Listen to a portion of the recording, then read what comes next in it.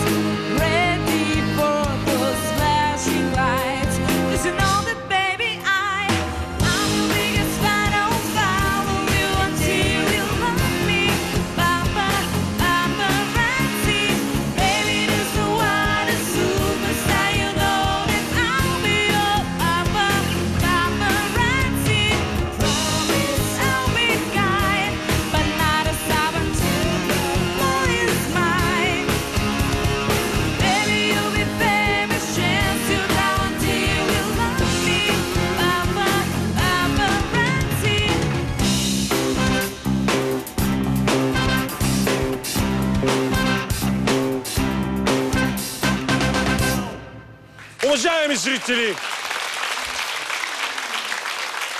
искам да бъда оптимист, затова за втори път тази вечер ще ви кажа Пролет е. Айде бе, Евгений бе, айде бе. Какво ми свириш с уста, бе? Ти свириш... Бе, какви сте романси, бе? Пролет е, искам Пролет... Ти знаеш песните. И романси. Няма ли това? Айде бекне слънце. Окей, не го чух. Искам да кажа, че Пролет е... Не искам с разни чалгаджийски номерца да ми излизате. Искам Пролет е пред класика на Вивалди. Горкия Антонио. Той е знаел как да изглежда пролета в неговата музика. А не като той е видински тук...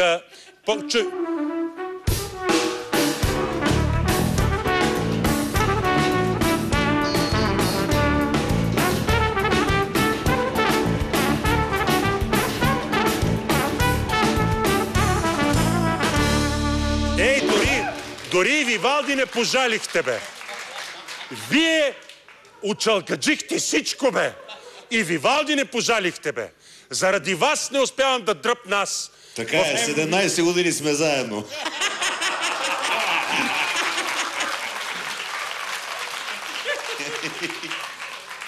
Евгений, свири пъти като класик, завършил си консерватория. Мани го, той не е завършил консерватория.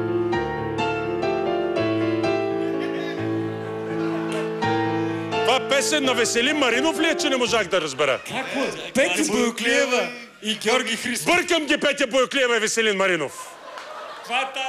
Ми, какво да направя? Пролет е. С момичешки усти, момчешки ръце. Абе, ти кога дойде при нас и кога заприлича на нас, бе? Що, какво ми е? Мале, ти дойде отдавна, верно, бе. Ти, между другото, си над 30. На 30. Добре дошъл. Добре заварил. Добре дошъл в клуба. В кой клуб?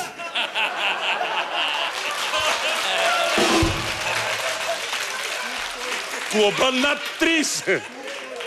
И аз съм над 30. Ти си над 30 доста.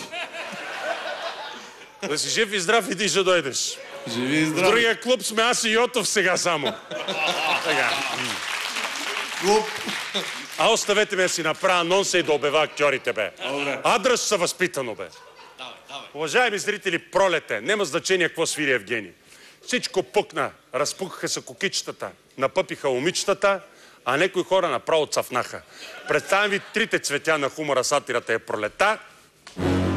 Мария Бачев, Грази Радкове, Виктор Галев!